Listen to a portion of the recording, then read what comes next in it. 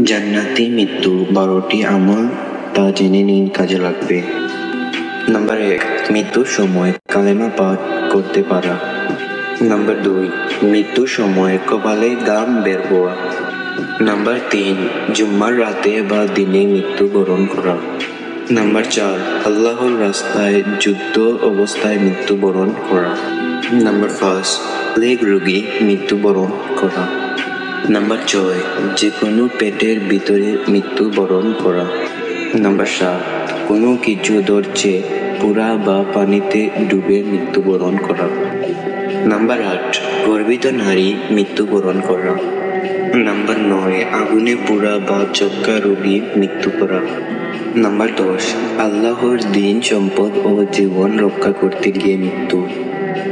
Number 11, আল্লাহর রাস্তায় প্রহরীর দায়িত্ব পালন করতে গিয়ে মৃত্যু। নাম্বার 12, নেক আমল অবস্থায় মৃত্যু করা। হে আল্লাহ, আমাদের সহি মৃত্যু দান করুন, আমিন।